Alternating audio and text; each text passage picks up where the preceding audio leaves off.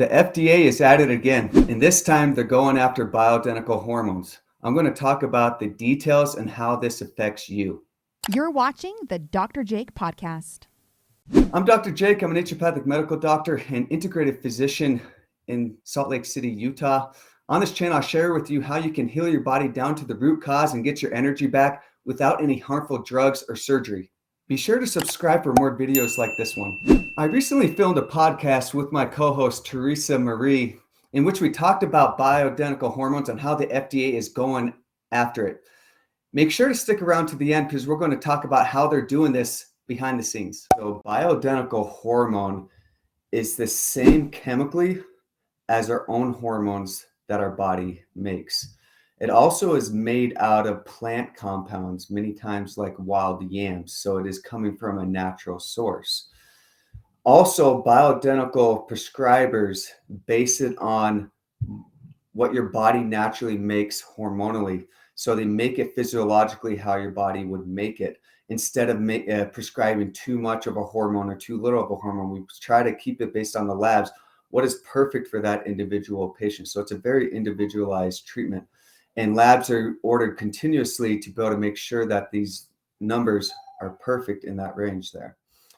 Let's talk about conventional hormone replacement therapy. This is much different than bioidentical hormones. The big difference is it comes from, let's say, impregnated animals like horses in many cases, and also it's synthetically made in the lab. So be like, okay, fine. These still are working on the body and we still have them. The big problem is they are much more potent on our receptors inside our cells. They don't act like our natural hormones when they bind to the receptors. And when I say when they bind to the receptors, that's when they're actually communicating with their cells and doing what they're supposed to do.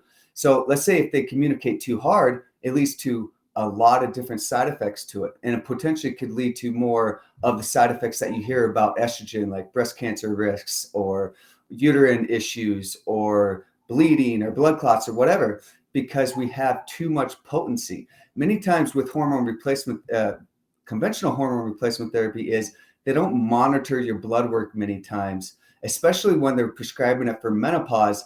They are prescribing it until the symptoms go away. Let's say so until the hot flashes go away, or maybe your depression, anxiety, sleep issues, or your vaginal dryness goes away. And they don't really monitor it and check it very continuously. And that's going to lead to a lot more side effects too. And it seems to me like when you're getting a pharmaceutical type of hormone, they have like a standard dosage, right? Like they've picked, maybe it's 1 or 2, or maybe they have 5 dosages or whatever. And you would know more specifically on how many they have for hormones. But it's like that's you get what you get, right? And it might be too low or it might be too high. Whereas when you're working with bioidentical hormones, specifically, it seems like it's more catered and individualized to each person. And that's what we want. I know for me, I wouldn't want, if my body is used to a certain amount for my body and how it works functionally, because every body is different. And then to now all of a sudden have to take a hormone that is significantly more, I'm going to now have to deal with the side effects of having more hormones than my body, is capable of handling and so forth. So I think that's really fascinating. And I think, you hit a really sensitive pain point. I know in my world with the cancer topic and, these estrogen driven cancers that are out there, we don't want to be messing around and doing dangerous things with hormones. We really want to keep a healthy, balanced approach to how we're working with this. So I definitely see that value. Now, I know that you use bioidentical hormones for even more things than just typical, menopausal types of treatment. Mm-hmm. Why do doctors and patients need continued access to bioidentical hormones? So big reason why we need continued access is many patients can be low in a certain hormone or too high in one hormone and low in another hormone. And hormones, what they are is our little messengers throughout our body, our little communicators. And they are what keeps our whole body in homeostasis or working appropriately. So when we get a hormone out of balance, this is going to mess with a lot of our other hormones throughout our body. And it also is going to mess with our metabolic reactions that are happening. And this will mess with our inflammatory state, our energy production, our function of our mitochondria, etc. And this is going to affect the entire body, how it works. So like you're saying, yes, I prescribe this probably most readily for people that aren't necessarily dealing with menopausal symptoms, or it's not the main focus. Let's say someone is 60 years old. Yeah, they have low hormones, but they're not necessarily experiencing menopausal symptoms. But I'm like, I need to get them on hormones because they have a lot of inflammation in their brain, for example. And I need to prescribe progesterone, which is a fantastic natural neural steroid. So it decreases inflammation in the brain, which will help with their sleep issue or neurological disorder like degenerative diseases like Alzheimer's or Parkinson's or whatever, or multiple sclerosis. These are all very important things. So if you take away my ability to use progesterone in the bioidentical form, you're really affecting how I can treat various medical conditions. Also talking about this point is compounded pharmacies are the ones that make bioidentical hormones. The big pharma, they don't make bioidentical hormones. They make conventional hormone replacement therapy. And compounded pharmacies is what makes it, like Teresa was saying, in the individual form that I want it, in the dosage form that I want, tailored to the specific patient's needs. And what I like is I love troches and creams. Some people do really well with these. A troche is like this little gummy that you dissolve underneath your tongue, and it's able to go through the veins right underneath your tongue and go bypass your liver. Also, a cream is able to bypass your liver. And that's very important because hormones change when they go through liver metabolism, and they don't work in the same way. And I don't want that to happen. I want to get that progesterone or estrogen or testosterone right into the brain or other cells throughout the body directly in its natural state and not modified by the liver. So if you take away compounded pharmacy's ability to make bioidentical hormones, this is going to greatly affect the administration of it too, and affect the various conditions that I treat.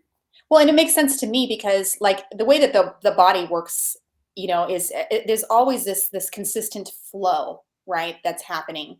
And when you're putting a cream on your skin, it's going through the capillaries, and every time your heart beats, a little bit more hormone goes into your body, a little bit more, and it's mimicking the way that your body would naturally distribute hormones, not take this pill, get this sudden surge of hormones into your body all at once, and then that's it for the rest of the day. Doesn't make any sense. Mm-hmm. That's not how our body works. I can see how just having that situation alone could be a problem, right? Whereas under the tongue, it's now getting into your blood, immediately, like it's going to be mimicking much more of the way your body would naturally have it and not overwhelm it with hormone and so forth. So, okay. So you're talking about compounding pharmacies, that these are the places, the types of pharmacies that make bioidentical hormones, like the creams and the gummies that you're talking about. So we're not talking about, you can't go to like a Walgreens or a Safeway or something like that to pick up this type of prescription. You would need to have a doctor who is willing to prescribe it. You would need to have a compounding pharmacy that's willing to make it. And there's this relationship that exists between those two, right? Mm-hmm. How then is the FDA working to get rid of the access when it comes to how this relationship works between the doctors and the compounding pharmacies? Yeah, so Big Pharma has been in competition with compounding pharmacies for a very long time. They're the biggest competition to Big Pharma because compounding pharmacies can make the drug. They can get the formula and make the drug and compete on the marketplace for how much a drug costs. If Big Pharma is able to take away these little small businesses, compounding pharmacies, thousands of them all over the United States and throughout the world, they're going to greatly affect how much money they make. They're able to actually change and manipulate the cost of things. Like we've already seen that with insulin, went up to $600. You actually could get insulin that I do for my patients through compounding pharmacies for like $30. So, and also epinephrine did the same thing. We could get it through a lot cheaper, but that's a little side point there.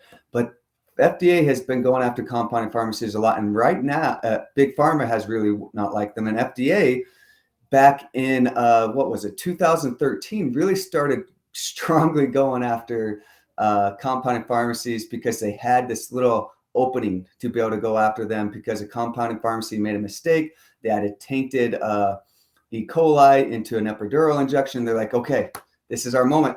We're going to take care of compounding pharmacies. And it's been heck since then for compounding pharmacies. And they've had to make so many changes. A lot of compounding pharmacies have already died off. They've changed them 503A and 503B. We went into some detail in a previous podcast on this.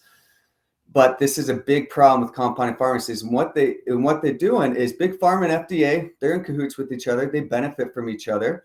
And the FDA is coming after compounding pharmacies for some reason for bioidentical hormones specifically. They're trying to take that away. And guess what? If they take away bioidentical hormones from compounding pharmacies, most compounding pharmacies are going to die because a lot of their profits come from bioidentical hormones. A lot of doctors use them specifically because of bioidentical hormones, and they're able to tailor it, get it for cheaper. It's in the plant form, chemically the same. So doctors really like it, and they like it a lot more than hormone replacement therapy. So probably millions of doctors are using compounding pharmacies for bioidenticals. So if you take this away, you're taking probably about 30, maybe up to 80% of the revenue stream for a compounding pharmacy from bioidentical hormones. So the FDA's right now, how it works is the FDA just sits in this office, they have this hearing, and then doctors or scientists could go give their case. But they don't need to, if there's a great case presented, they don't necessarily have to accept that case. They could say, yeah, we don't really agree with what you're saying. We've looked at some research here. We're cherry picking little research articles here that show that it might be harmful, even though you've shown thousands of studies showing that it's not harmful. And there's tons of clinical experience showing the benefit of it for 50 years. They don't care. I've seen this happen with all kinds of other substances out there. And that's my concern there. Yes, there's a ton of research on bioidenticals. It's very beneficial for patients. And the FDA can just have the power, just like 3 of them on a board, to say, we don't need bioidenticals anymore. They're not safe. They are going to cause breast cancer. Doctors don't know how to do it appropriately, which isn't true. But that's kind of what they use as their reasoning. So it's this guys, that sounds like they care so much. And so it seems to me like if they're able to get rid of compounding pharmacies' ability to make hormones, because bioidentical hormones are the bread and butter in a sense of these compounding pharmacies, if they get shut down, as obviously the immediate impact for doctors and patients are obviously not access to the bioidentical hormones. But what else? I mean, if we are not having access to these compounding pharmacies in general, because they've closed down because they're not making enough money, obviously, due to this problem, what are the other potential effects that can happen on patients and doctors and treatment? Yeah, it's a big problem. I imagine all the other types of medicines that they're making, they wouldn't be able to make them either because they're shut down. Yeah, there's all kinds of medicines they're making. Like in my case, I have patients that can't get Nature-Throid right now. A lot of my patients really love Nature-Throid. The FDA shut them down, believe it or not. Yeah, the FDA is always messing with how I treat my patients and help my patients, because they were making a product that was 80% effective. But even though that's what the FDA said, it had 80% of what it said had in there. But my patients were feeling really great on it. Now I'm using compounding pharmacies to make the same thing as Nature-Throid was making. All over the country, they're able to do that now because what they do is they can get the formulas and they can make it. It's so beneficial. And then they can actually make substances in IV form. So I'm able to actually bypass the gut and get a more potent delivery and actually get the exact dosage of something. It's a big issue. Compounding pharmacies I use all the time. And integrative physicians use compounding pharmacies a lot because they tailor their treatment plans specific for an individual. A lot of doctors don't really care and don't really use compounding pharmacies very often because they're just following a cookie sheet of what they're going to prescribe. Okay, we follow protocol 1, 2, 3, and this is the dosage you do. And we just follow the big pharmaceuticals companies and we do that. Now, sometimes they might use it because they find a drug's cheaper. A patient might say, hey, it's cheaper through them, let's prescribe it. But majority of the case, really compounding pharmacies depend upon integrative physicians, naturopathic physicians, or functional MDs, et cetera, because they're the ones actually using them. So it seems like right now, if anybody's listening and they're going, well, so I want to be able to benefit from the current access, they would need to contact an integrative physician, a naturopathic physician, to be able to start, obviously having access to that. And we'll connect you guys with Dr. Jake, for those of you who are listening, if you want to go down that road. Now, my question for you as we finish this up, Dr. Jake, is what's the potential timeline that we're looking at? You've seen, obviously, this happen with numerous other types of medicines out there that you've prescribed. And now that you've lost access to, how long do we possibly have when it comes to our access to bioidentical hormones? So it depends on when they actually have the hearing. And there's no set date on the hearing yet. What's being discussed is a lot of doctors that are in the know-how are hearing that the FDA is going after bioidentical hormones. And that's why I'm speaking up now. So my viewers can actually know what's going on before it actually happens, and they could get prepared, and they can talk to their legislators about this and let them know, because your legislators don't know either about what's going on, and they need to be aware what the FDA is doing too, so they can fight back. So there's no specific time yet. I'm hoping that it's way down the road, and hopefully this never happens, but there is discussions on it, and it's very concerning. I have seen, I've heard about something and it's gone in a couple months, and I've heard about something 5 years ago and it's not gone yet. We don't know for sure, but the FDA definitely has their sights on it, and we the people need to stand up and really talk to our legislators that we want bioidentical hormones, and doctors need it to be able to treat patients effectively. If you want to learn more about bioidentical hormones or other natural substances, make sure to click the video to the right. I'm Dr. Jake, and I'll see you there.